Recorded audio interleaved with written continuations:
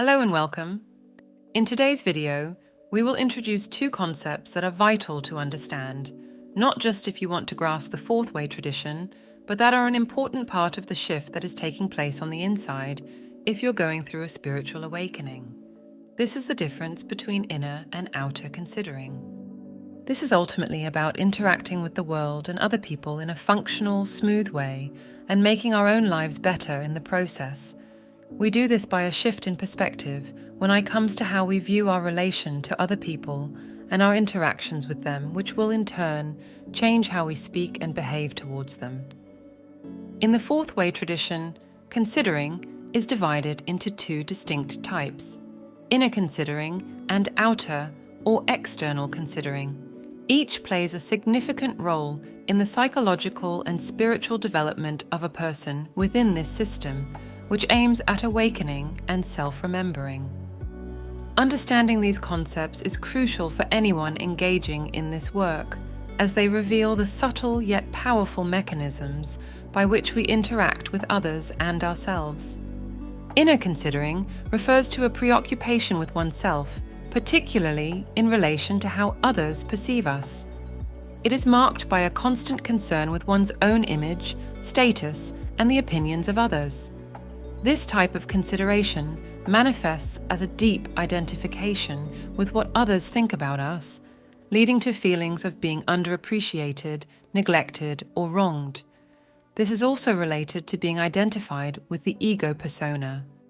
Inner considering is essentially a form of self-centeredness, where one's thoughts and emotions revolve around a personal narrative of victimhood or superiority, which is something that Eckhart Tolle has also pointed out.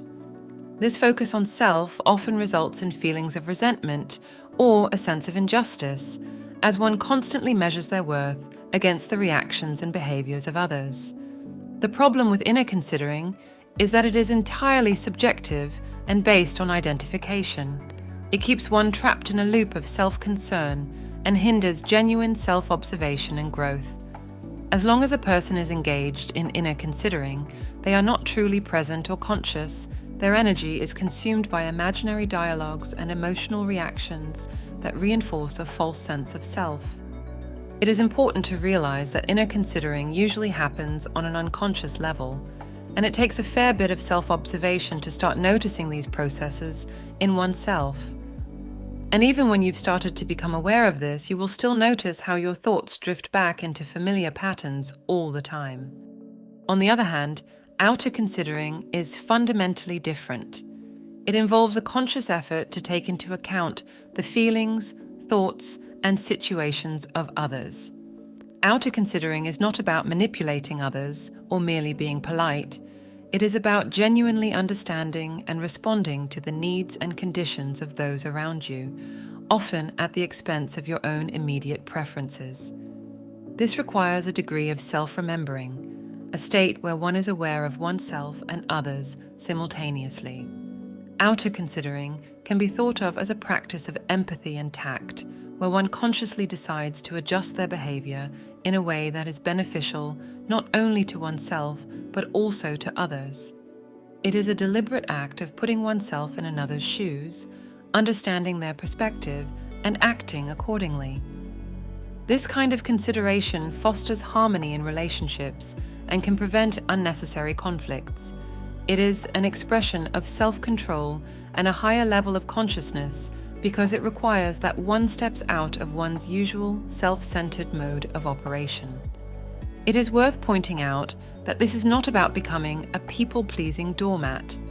On the contrary, you may find yourself in many situations that demand that you put yourself first because you, for example, need to spare your energy for more important matters later, even if this risks making other people angry at you.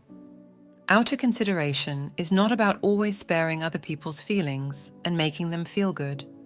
Rather, it is about not letting how something will make you feel or how others will look at you determine your choices. When comparing these two forms of considering, the differences become clear. Inner considering is entirely self-focused and arises from identification with one's ego and personal narrative. It is passive, often unconscious, and reinforces a person's mechanical behaviors and reactions. It imprisons us in other people's opinions and keeps us entangled in subjective emotions and thoughts, which perpetuate a cycle of suffering and illusion. Inner considering is ultimately detrimental to spiritual growth because it strengthens the false personality or ego persona, a constructed self-image that is based on what one imagines others think of them. In contrast, outer considering is an active, conscious practice. It requires one to be present and self-aware, to act with intention rather than react based on ingrained patterns.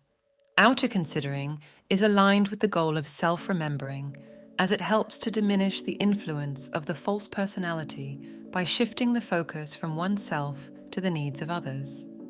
This shift is not about self-sacrifice in a negative sense, but rather about the intelligent and compassionate adjustment of one's behavior to create positive outcomes. Outer considering is a tool for breaking free from the mechanicality of inner considering, enabling a person to live more harmoniously with others and move closer to a state of inner freedom and higher consciousness. Thus, while inner considering traps a person in their own subjective world, outer considering opens the way to understanding, empathy, and the possibility of acting in a more conscious and intentional manner. The practice of outer considering requires continuous effort and awareness, as it involves going against the automatic tendencies of the ego that are so deeply ingrained in us. However, this practice is essential in the fourth way, as well as spiritual awakening in general, as it helps to cultivate the qualities needed for the realization of a higher state of being. In summary, inner considering is a mechanical, self-centered attitude that perpetuates the false personality and hinders spiritual growth. It is rooted in identification with one's ego and the imagined perceptions of others, leading to a cycle of emotional reactions and suffering. Outer considering, on the other hand, is a conscious, active practice that involves understanding and responding to the needs of others in a way that fosters harmony and promotes higher consciousness, while not getting caught up in people-pleasing behavior, which is really a form of inner considering, as it is focused on what other people think of one and not on their actual best. By practicing outer considering, one can break free from the mechanical tendencies of inner considering and move towards a more awakened and intentional way of living. This shift is essential for anyone seeking to develop a higher state of consciousness and achieve inner freedom, and it can be found in many different forms in many different spiritual teachings.